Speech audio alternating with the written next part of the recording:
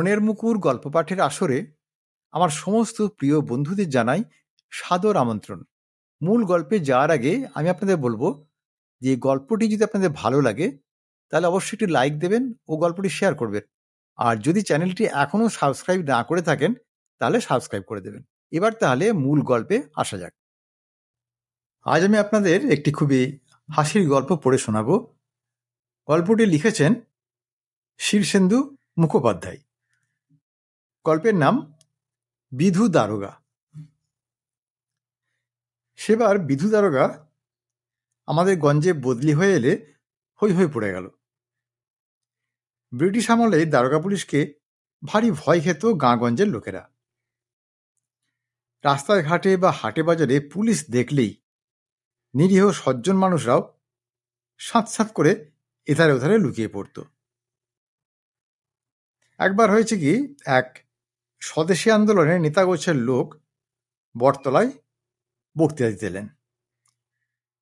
পাঁচেক লোক জড়ো হয়ে গরম বক্তৃতা শুনে খুব উত্তেজিত হয়ে পড়েছে। আর ঠিক সেই সময়ে একটা টিংটিঙে রোগা লাল পাগড়িওয়ালা পুলিশ হাট থেকে পালং শাক কিনে ফিরছিল। আর তাকে দেখে সেই 500 জোয়ান মদ্য লোক একবারে দে দৌড় তো দে দৌড়। তোর স্বদেশী নেতা কি আর করেন, গাছতলায় বসে বিড়ি ধরিয়ে আপন মনে হতাশভাবে বললেন, হোপলেস। আর একবার গঞ্জের নদীর ঘাট থেকে লোক ভর্তি একটা নৌকো ছাড়ছে বিকেলবেলায়। সেই সময়ে গঞ্জের দারোগা আর কয়েকজন পুলিশও ওপারে যাবে বলে এসে নৌকোয় উঠল। সঙ্গে সঙ্গে বিনা কারণে বিস্তর লোক ঝুপঝুপ করে হাঁটু জলে নেমে পালাতে লাগলো। এমনকি তাদের মধ্যে গাঁয়ের পাঠশালার পণ্ডিত মশাইও ছিলেন। পরে তাকে সবাই যখন জিজ্ঞেস করলো, তিনি কাঁচুমাচু হয়ে বললেন, কি জানি বাবা, সবাই পালালে দেখে আমিও জলে নেমে পালালাম, ভয় বড় সংক্রামক। তো এই ছিল দারোগা পুলিশদের সে আমলের দাপট। বিধু দারোগা ছিলেন সেই দাপুটেদের মধ্যেও আর এক কাঠি দাপুটে। তার দাপটে বাঘে গরুতে এক ঘাটে জল খায় এটা কেবল কথার কথা নয়। তিনি গঞ্জে এসেই ঢেঁড়া পিটিয়ে দিলেন যে সামনের হাটবারে সবাই যেন সচক্ষে দেখে যায় থানার উত্তরধারে দিঘিতে বাঘে আর গরুতে এক ঘাটে জল খাচ্ছে। সেই হাটবারে দিঘির দ্বারে লোক একবারে ভেঙে পড়ল। বাঁধানো ঘাটে বিশাল চেহারার বিধু দারোগা চেয়ারে বসে আছেন। তাকে কেউ কখনো হাসতে দেখেনি। ভীষণ রাগী চোখে চারদিকে চেয়ে দেখছেন। তার চোখ যার উপরে পড়ছে সেই নিজের জায়গা ছেড়ে একটু সরে দাঁড়াচ্ছে। আমাদের ব্যায়ামীর ছোট কাকাও 3 বার জায়গা বদল করে অবশেষে কচু বনের ভিতরে গিয়ে দাঁড়িয়ে রইলেন। কেউ জোরে কোনো কথা বলছে না, ফিসফাস গুজগাজ করছে। সবাই শুনে আসছে বটে বাঘে গরুতে এক ঘাটে জল খাওয়ার কথা, কিন্তু কেউ কখনো সেটা দেখেনি। হারুমণ্ডলের বাঁকানো শিঙলা দুষ্টু গরুটা খুঁটোয় বাঁধা হয়ে দাঁড়িয়ে আছে। বাঘ তখনও দেখা যাচ্ছে না, তাই নিয়ে সকলের খুব কৌতূহল। বেশিক্ষণ অবশ্য অপেক্ষা করতে হলো না। পাশের গাঁয়ে প্রবর্তক সার্কাস গত অমাবস্যা থেকে খেলা দেখাচ্ছে। সেদিক থেকে একটা খাঁচাওয়ালা গাড়ি বলদে টেনে আনলো। খাঁচার মধ্যে গলায় দড়ি বাঁধা বাঘ বসে ঝিমোচ্ছে। অনেকে আবার ফিসফিস করে বলল, বাঘকে আফিং খাই রাখে কিনা, তাই ওই ঝিমুনি। তা সে যাই হোক, গায়ে গেঞ্জি আর কালো ফুল প্যান্ট পরা রোগা রিংমাস্টার লোকটা হাতে চাবুক নিয়ে দাঁড়িয়ে রইল খাঁচার দরজায়। আর 2 জন লোক খাঁচার দরজাটা উপর থেকে টেনে তুলল। খাঁচার দরজা খোলা হতেই লোকজন সব দুধদাত দৌড়ে খানিক তফাতে গিয়ে দাঁড়ালো। ঘাটে রইলেন শুধু রিংমাস্টার, হারুমণ্ডল, বিধু দারোগা আর সার্কাসের 2 জন লোক। থানার সেপাইরাও সব তফাতে এসে দাঁড়ালো। বাঘ বেরোবে এ তো আর কোনো ইয়ার্কির কথা নয়। তা বাঘটা বোধহয় আফিংখড়ি হবে। রিংমাস্টার বিস্তর চাবুকের শব্দ করল, খোঁচালো, তবু বেরোয় না। বার তিনেক হাই তুলল একেবারে অবিকল বুড়ো মানুষের মতো শব্দ করে। দারোগামশাই ধমক দিয়ে বললেন, টেনে বের করো কুলাঙ্গারটাকে। রিংমাস্টার সেলাম দিয়ে বলল, স্যার, আপনাকে সামনে দেখে বোধহয় একটু ভয় খেয়েছে। অবশেষে দড়ি ধরে টানা হেঁচড়া করে তাকে বের করা হলো। কি আলিস্যি তার!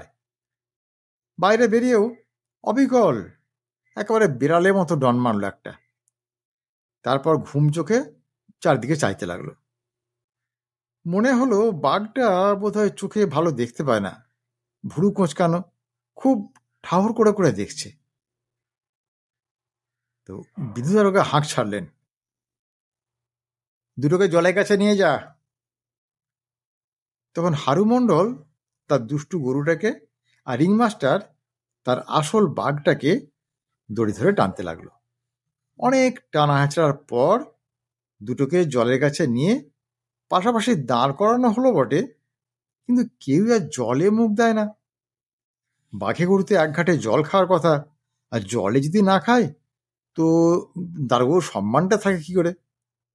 তাই তখন হারু মণ্ডল তার গরুর গলকম্বলে হাত বুলিয়ে অনেক আদর করে বলতে লাগলো, খাও মা ভগবতী, জল খাও, একবারটি খাও মা, আর কখনো বলবো না। ওই ছাগলের মতো বাঘটাকে দেখে ডরিও না মা, ওর দাঁত নড়ে, চোখে ছানি, বড্ড ভীতু জীব। আর ওদিকে রিংমাস্টারও সবার সব চাবুকের শব্দ করে বাঘটার ল্যাজমলি দিয়ে বলে, drink water Bengal tiger, drink, come come, have courage, the cow will fly and show her লেজ, ড্রিঙ্ক ড্রিঙ্ক। দারোগাবু উঠে ফের হাঁক দিলেন, দুটো দড়ি খুলে দে, আপোষে জল খাবে। তো তাই হলো। হারুমণ্ডল তার গরুটাকে ছেড়ে দিয়ে আস্তে আস্তে বলল, কাল থেকে তোকে জল খেতে দিইনি মা, দারোগার মুখ চেয়ে এতক্ষণ তেষ্টায় তোকে কাঠ করে রেখে দিয়েছি, এবার চোঁ করে পেট ভাসিয়ে খামা। রিংমাস্টারও তার বাঘকে ছেড়ে দিয়ে বলল, you have no water for 2 days Bengal, now drink. দৃশ্যটা একবারে দেখার মতোই। এই আমরা প্রথম দেখলাম জীবনে একটা গরু আর একটা বাঘ পাশাপাশি একেবারে ভাই বোনের মতো দাঁড়িয়ে মুখ নিচু করে এক ঘাটে জল খাচ্ছে। সবাই রই রই করে উঠে দারোগাবু জয়ধ্বনি দিতে লাগলো। কবিয়াল দুকড়ি হালদার গান বেঁধে গাইতে লাগলো, ধন্য হে দারোগা বিধু, তুমি ধন্য ধন্য হে, একই ঘাটে জল খাই, গাই আর ব্যাঘ্র বন্য হে। কিন্তু জয়ধ্বনির রেশ তখনও মিলিয়ে যায়নি। দুকড়ি কবিয়াল হের টান দিয়ে তখনও দম ধরে রেখেছে। এমন সময়ে বাঘটা জল থেকে মুখ তুলে গরুটার দিকে তাকালো, আর গরুটাও তাকালো বাঘটার দিকে। ফোঁস ফোঁস করে দুজনেরই নিঃশ্বাস পড়ল। বাঘটা গরু চেনে, সে গন্ধ পেয়ে পাশে দাঁড়ানো গরুটাকে শুঁকছে। চোখে ভালো দেখতে পায় না বলে বোধহয় ঠিক ঠাউর করতে পারছিল না।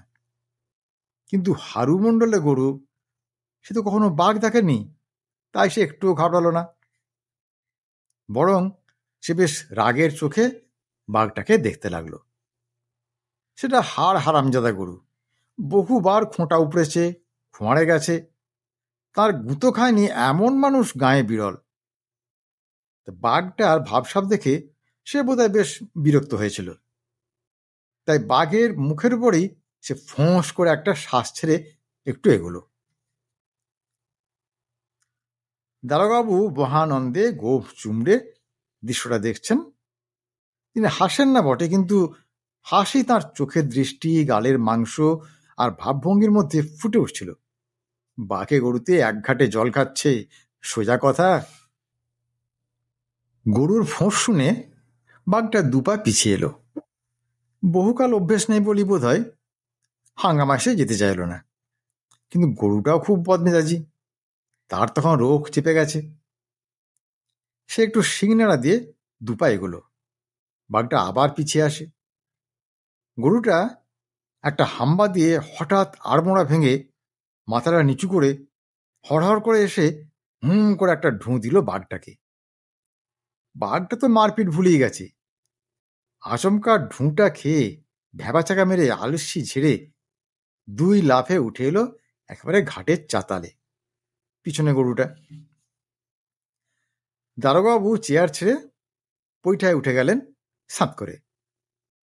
লোকে এমনটা যে হবে কেউ তো ভাবেনি। এ কি দৃশ্য রে বাবা! প্রকৃতির সব নিয়মকানুন যে ভণ্ডুল হয়ে গেল।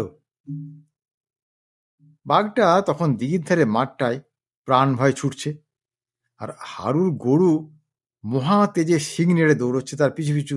গুতবেই।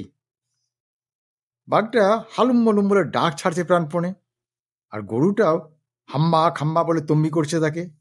সে কি দৌড়! যেমন বাঘ ছোটে তেমনি গরু। ছুটতে ছুটতে বাঘের একবারে দমসম অবস্থা। ভারী কাহিল হয়ে পড়েছে বেচারা। হারুমণ্ডল বিস্তর ডাকাডাকি আর সাদাসাদি করে তার গরুটাকে ফেরাতে চাইছে, কিন্তু গরু আর ফিরছে না। রিংমাস্টার ডুকরে উঠে বলছে, ও ভাই হারু, আমার গরিব বাঘটাকে তোমার গুন্ডা গরু যে মেরে ফেললে একবারে। তা ফেল তুই মেরে। বাঘটা ছুটে ছুটে হয়রান হয়ে পড়েছে তখন, আর গরুটাও মহা তেজে প্রায় ধরধর করে ফেলেছে তাকে। এমন সময়ে হারুমণ্ডল গিয়ে শটান শুয়ে পড়ল তার ভগবতীর সামনে। বলল, মা গো, অনেক লীলা দেখিয়েছ মা, অনেক বাঘসিংহী তোমাকে ধরে দেব আমি। সব কটাকে গুঁতিয়ে তুমি ঢিট করো, আজ যে তোমার যাবনার সময় হয়ে গেছে মা। এইসব শুনে ভগবতী দাঁড়িয়ে ফোঁস করে একটা নিঃশ্বাস ছাড়ল, আর বাঘটাও ফাঁক বুঝে এক লাফে খাঁচায় ঢুকে ঝাঁপের দরজাটা ফেলবার জন্য নিজেই পিছনে দুপায়ে দাঁড়িয়ে টানাটানি করতে লাগলো। আর খাঁচার উপরের লোক দুজন ঘাপটি মেরে বসেছিল, তাক বুঝে ঝপ করে দরজা ফেলে দিল। বাঘটা নিশ্চিন্ত হয়ে বসে হ্যাঁ হ্যাঁ করে হাঁপাতে লাগলো। এই ঘটনার পর বিরুদারগার নামযশ সহস্রগুণ হয়ে ছড়িয়ে পড়ল গঞ্জে। তাঁর রাজত্বে শুধু বাঘে গরুতে এক ঘাটে জলই খায় না, সেখানে গরুর তাড়ায় বাঘেরও জান একবারে লবেজান হওয়ার জোগাড়। সুতরাং সাবধান। সবাই তাই সাবধান হয়ে গেল। চুরি ছ্যাঁচড়ামি সব বন্ধ, ডাকাতি বাড়ন্ত, ঝগড়াঝাড়ি পর্যন্ত দেশ থেকে বিদায় নিয়েছে। প্রবীণ লোকেরা থানার সামনে দিয়ে যাওয়ার সময় জুতো ছেড়ে রেখে থানার উদ্দেশ্যে হাত জোর করে ভক্তিভরে প্রণাম করে যায়, যেমন সবাই মন্দিরের সামনে দাঁড়িয়ে করে। বিধু দারোগা এসব ব্যাপার স্যাপার দেখেন আর হাসেন। না, হাসেন না ঠিক, কিন্তু হাসি তাঁর গোঁফের ডগায় ঝুলে থাকে, নাকের ডগায় কাঁপে, ভুরুতে নাচে। সবাই বুঝতে পারে যে বিধু দারোগা হাসছেন, অথচ হাসছেন না। ময়রারা দারোগা সন্দেশ, বিধু অমৃতি এসব মিষ্টি বের করে ফেলল, খুব বিক্রি। আর এদিকে ভগবতীরও খুব নাম ডাক। গঞ্জের লোক তো আছেই, আশপাশের গাঁগঞ্জ, বহু দূরের ভিন গাঁ, এমনকি শহর থেকে পর্যন্ত লোক ঝেঁটিয়ে আসছে রোজ। ভিড়েককে ভিড়। সকলেই ভগবতীর জন্য রাশি রাশি খাবার আনছে। শাক পাতা, লাউটা, কুমড়োটা তো আছেই, সেই সঙ্গে সন্দেশ, রসগোল্লা, দুধ, দই, এমনকি ঘি মাখন পর্যন্ত। হারুমণ্ডলের গোয়াল ঘরে পাহাড় প্রমাণ খাবার জমে গেল। অলৌকিক গরুর মহিমা শুনে জমিদার মশাই বিলিতি নেট দিয়ে ভগবতীর জন্য ভালো মশারি করে দিলেন, আর সেই সঙ্গে সাটিনের বালিশ, তাকিয়া পর্যন্ত। ভগবতী সারাদিন ঘরে বসে খায়, রাতে মশারির তলায় তাকিয়া ঠেস দিয়ে বসে জাবর কাটে আর ঘুমোয়। তার এই তাগড়ায় চেহারা হয়েছে। মোটা হয়ে গরমে হাঁসফাঁস করলে ভক্তরা থেকে হাত পাখার বাতাস করে ঠান্ডা রাখে। সাহাগঞ্জে ভগবতী বিদ্যালয় নামে একটা স্কুল খোলা হলো। ভগবতী তৈল নামে একটা বাতের মালিশও বেরিয়ে গেল। তখন কিছুদিনের জন্য ভগবতী গরু আর বিধু দারোগার কথা ছাড়া লোকের মুখে অন্য কোনো কথাই নেই। বিক্রি মন্দা বলে সার্কাসওয়ালা তাঁবু গুটিয়ে পালিয়েছে। কাছে পিঠে আর বাঘ ভালুকও নেই যে ভগবতী গিয়ে গুঁতবে। খেতে খেতে তার চোয়াল ব্যথা। আর এদিকে বিধু দারোগার অবস্থা সে একই। চোর নেই, ডাকাত নেই, শুয়ে বসে আর গতরে জং ধরে গেল। লোকে রোজ পাঁঠা, মুরগি, ডিম, তরিতরকারি, মাছ সব দিয়ে যায়। খেতে খেতে খিদেও মরে গেছে। বহুকাল আর খিদেই পায় না বিধু দারোগার। খাবার দেখলেই হাই ওঠে। দারোগার ঘোড়াটার পর্যন্ত পায়ে চর্বি জমে গেছে। নিয়ম মাফিক রোজ একবার বিধু দারোগা ঘোড়ায় চড়ে গঞ্জে চক্কর মারেন। না, কোথাও কোনো হাঙ্গামা হয়নি। বিরক্ত হয়ে ফিরে এসে থানার দাওয়ায় বসে গম্ভীরভাবে হুঁকো টানেন তিনি। একদিন সকালে একটা লোক আধমন ওজনের একটা পাক্কা রুই মাছ নিয়ে এসে দারোগা সাহেবকে প্রণাম করে হাত জোর করে সামনে বসল। বিধু দারোগা প্রকাণ্ড মাছটা দেখে অরুচিতে মুখ ফিরিয়ে নিলেন। লোকটা ভাবল দারোগা সাহেবের বুঝি এত ছোট মাছ পছন্দ হয়নি, তাই ভয় খেয়ে মিনমিন করে বলল, বড়বাবু, আমার পুকুরে যে এর চেয়ে বড় মাছ আর নেই। আমি ক্ষুদ্র মানুষ, আমার মাছটাও পুঁটি মাছের মতোই ছোট, তবু যদি আপনার ভোগে লাগে তো। বিধু দারোগা ফস করে একটা শ্বাস ছেড়ে বললেন, খিদে পায় না যে বাপ, আমার যে খিদে পায় না, বড্ড অরুচি। লোকটা ফের একটা প্রণাম করে বলল, বড়বাবু, অপরাধ নেবেন না, তা যদি বলেন তো বলি যে ঠাকুর দেবতারাও কোন জন্মে অমৃত খেয়ে গ্যাঁট হয়ে বসে আছেন। খিদে তো তাঁদেরও পাওয়ার কথা নয়, তবু কি লোকে ভোগ নৈবেদ্যি এসব দিতে ছাড়ে? ভক্তদের মুখ চেয়েই তারা অরুচি নিয়েও খান। আমি তো বুড়ো হতে চললাম, তবু জন্মেও শুনিনি যে রাজা, জমিদার কিংবা লাট বা দারোগার কখনো খিদে পেয়েছে। খিদে তাদের কখনো পায় না, তারা সব দেবতুল্য লোক, তবু খেতে হয়, আমাদের মুখ চেয়েই খেতে হয়। এ আমাদের মতো ছোট লোক হাঘরেদেরই যত খিদে হুজুর। লোকটা লাট আর দারোগা একসঙ্গে বলায় দারোগা সাহেব খুব খুশি হলেন, একটু হাসলেন। না, ঠিক হাসি নয় বটে, তবে টাকটা যেন একটু চকচক করে উঠল, গালের মাংসে একটু ঢেউ দিল, ভুঁড়িটা কয়েকবার কেঁপে উঠল। হাসি নয়, অথচ যেন হাসি। আবার একটা শ্বাস ফেলে বললেন, খিদেই বা পাবে কি করে বলো, নড়াচড়া নেই, কাজকর্ম নেই, একেবারে পাথর হয়ে গেলাম।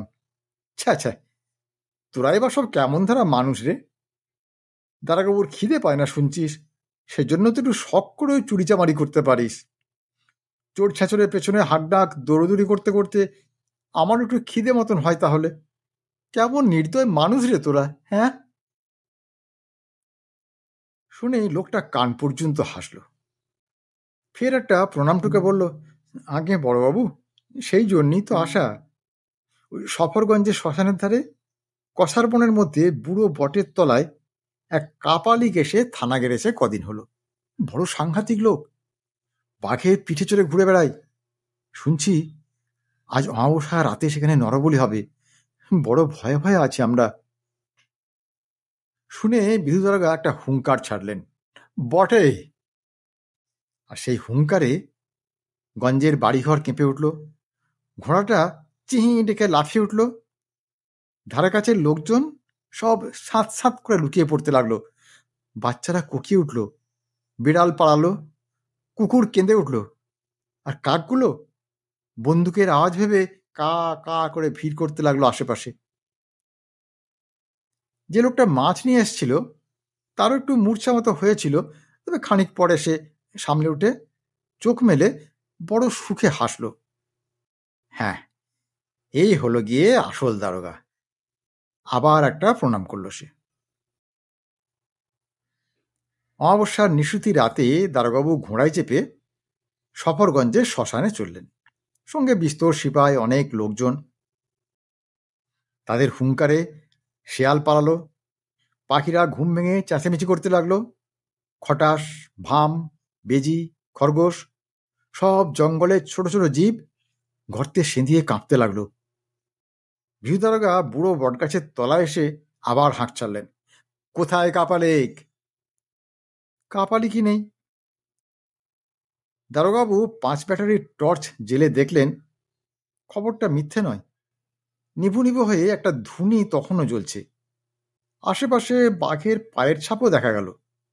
একটা চকচকে খাঁড়া পড়ে আছে, একপাশে একটা হাঁড়ি কাঠও রয়েছে। দারোগাবু পিস্তল বের করে ফের হাঁক দিলেন। কোথায় গেল সেই হারামজাদা কাপালিকটা? তাই তো, কোথায় পালালো সবাই ভাবছে। এমন সময়ে গাছের মগডাল থেকে করুণ স্বরে কে যেন বলে উঠল, হুজুর, আমি এইখানে। ভয়ের চোটে বড্ড উঁচু গাছে উঠে পড়েছি, এখন আর নামতে পারছি না, দয়া করে একটু বাতিটা ধরুন। অবাক হয়ে দারোগাবু উঁচুতে আলো ফেললেন। বটগাছের ঝুড়ি আর পাতার ফাঁক দিয়ে অনেক উঁচুতে কাপালিকের লাল কাপড়টা দেখা গেল, আর দাড়ি গোঁফ। দারোগাবু গম্ভীর হয়ে বললেন, নেমে আয়। তখন সিরিঙ্গে চেহারার কাপালিকটা সাবধানে নেমে এলো। টর্চের আলো মুখে পড়তেই চোখ পিটপিট করে ভারী ভীতু চোখে চাইল। তারপর হুমড়ি খেয়ে পড়ল দারোগাবুর ঘোড়ার পায়ের উপর। বলতে লাগলো, বড়বাবু, মাফ করুন বড়বাবু। লোকটার চেহারার ভাবভঙ্গি দেখে বিহুদারোগা হতাশ হয়ে বললেন, তোর বাঘ কই? আগে আপনাকে দেখে ভয় খেয়ে ওই দিকের একটা আম গাছে হাঁচড় পাঁচড় করে উঠে বসে আছে, বড্ড ভীতু। দারোগাবু করাল চোখে চেয়ে বললেন, আর যাকে নরবলি দিবি সে লোকটা কোথায়? কাপালি কেঁদে উঠে বলল, কোথায় নরবলি হুজুর? কত লোককে সাধ্য সাধনা করলাম, পায়ে ধরলাম, ভয় দেখালাম, কেউ রাজি হলো না। তাদেরও দোষ দিই না, বলি হতে কেই বা সহজে রাজি হয় বলুন? হুজুর, বলির কথা না রটালে লোকে সমীহ করে না, তাই রটিয়েছিলাম। কিন্তু আমি আসলে কাপালিক টাপালিক নই হুজুর। আমাকে চিনতে পারছেন না? আমি সেই রিংমাস্টার। রিংমাস্টার? সবাই হাঁ হয়ে গেল। তাই তো, দাড়ি গোঁফের জঙ্গল ভেদ করে রিংমাস্টারকে তো চেনা যাচ্ছে একটু একটু। রিংমাস্টার ভয়ে কাঁপতে কাঁপতে বলল, হারুমণ্ডলের গুন্ডা গরুর তাড়া খেয়ে আমার বাঘটা সেই যে পালিয়েছিল, তাইতে আমার আর বাঘের খুব বদনাম হয়ে যায়। তাই সার্কাস থেকে আমাদের তাড়িয়ে দেয়। সেই থেকে খিদের জ্বালায় দুজনে জ্বলে পুড়ে মরছি। নরবলি টলি সব বাজে কথা হুজুর। আমরা দুজনেই ভারী ভীতু জীব বড়বাবু। দারোগাবু হাসলেন। না, ঠিক হাসি নয়, তবে তার ভুরু চমকালো, কানটা যেন নড়ে উঠল, গোঁফের ডগা নিচুর থেকে উপরে উঠে গেল। হাসলেন না, তবু যেন হাসলেন। টর্চের আলোয় সবাই দেখল। রিংমাস্টার আর তার বাঘকে গ্রেপ্তার করে আনা হলো থানায়। লোক ভেঙে পড়ল দেখতে। রিংমাস্টারের দাড়ি চুল সব কামিয়ে দেওয়া হয়েছে। থানার হাতায় কদম গাছের সঙ্গে শক্ত করে বাঁধা বাঘটা লজ্জায় থাবায় মুখ লুকিয়ে মাথা নিচু করে বসে আছে। হারুমণ্ডল দারোগাকে প্রণাম থেকে বলল, হুজুর, আমার একটা আর্জি আছে আপনার বরাবর। আমার ভগবতী কিচ্ছু খেতে চায় না। খেলার সঙ্গী নেই বলে দৌড়ঝাঁপ করতে পারে না, তাই খিদেও হয় না। গাঁগঞ্জে ষাঁড় গরু সবাই ওকে ভয় খায়, তাই কেউ ওর সঙ্গে মেশে না। তাই বলি হুজুর, বাঘটা আমায় দিয়ে দিন। ভগবতী ওকে ঢু মেরে মেরে খেলবে, তাতে ওর খিদে হবে। আমি বরং বাঘের দাম বাবদ 100 টাকা ধরে দিচ্ছি না হয়। তো তাই হলো। হারুমণ্ডল দড়ি বেঁধে বাঘটাকে টানা হেঁচড়া করে নিয়ে গেল। পথে লোকজনকে ডেকে ডেকে বলল, সস্তায় বাঘ কিনলাম হে। কিন্তু ভগবতী মোটা হয়ে যাওয়ার পর থেকে খুব অলস হয়ে পড়েছিল। বাঘটাকে দেখেও তেড়ে টেড়ে গেল না, কেবল একটা ফোঁস করে শ্বাস ছাড়ল। আর সেই শ্বাসের শব্দে বাঘটা ছুটে পালাতে যাচ্ছিল। হারুমণ্ডল তাকে খড়ম পেটা করে টেনে আনলো ফের। ভগবতী গোয়ালই তাকে বেঁধে রাখল। সেই থেকে বাঘটা গোয়ালই থাকে, মাছের কাঁটা বা মাংসের হাড়মাখা ভাত খায়। মাঝে মাঝে ভগবতীর জাবনার গামলাতেও মুখ দিয়ে বিস্বাদে মুখ ফিরিয়ে নেয়, তবু চেষ্টা রাখে। ভগবতী স্নেহ ভরে মাঝে মাঝে বাঘটার গা চেটে দেয়, বাঘটাও থাবা দিয়ে ভগবতীর পিঠ চুলকোয়। দেশশুদ্ধ লোক ভেঙে পড়ে দেখতে। বাবা, বাঘে গরুতে এক গোয়ালে থাকে। দুকড়ি কবিয়াল গেয়ে গেয়ে ঘুরে বেড়ায়, বিধুর নামে দাওরি জয়ধ্বনি, বিধু মোদের নয়নের মণি। ভগবতীর নামে দাও গো জয় জোকার, তার গোহালে বাঘের কারাগার। জয় জয় বিধু ভাগ্যবান, রাতের বেলায় দিনের আলো, দিনে জ্যোৎস্নার বান। শুনে বিধু দারোগা হাসেন, না হাসি নয় ঠিক, তার গোফের ডগায় যেন হাসি দোল খায়, চোখের মনির ভিতরে যেন ঝিকমিক করে, ভুঁড়টা কেঁপে ওঠে, নাকের ডগা নড়ে, কান দুটো ফড়িংয়ের পাখনার মতো থির থির করে ওঠে। হাসেন না, তবু যেন হাসেন। আজকের গল্প তাহলে এখানেই শেষ করছি। গল্পটি কেমন লাগলো তা কমেন্ট করে জানাবেন, আর যদি ভালো লাগে তাহলে একটা লাইক দেবেন ও গল্পটি শেয়ার করবেন। আর যদি মনের মুকুর চ্যানেলটি এখনও সাবস্ক্রাইব না করে থাকেন তাহলে এখনই সাবস্ক্রাইব করে দিন। আজ তাহলে আসি বন্ধু, খুব শিগগিরই আবার হাজির হব এরকম একটি সুন্দর গল্পের ভিডিও নিয়ে। ততক্ষণ সবাই খুব ভালো থাকুন, সুস্থ থাকুন, আনন্দে থাকুন। নমস্কার।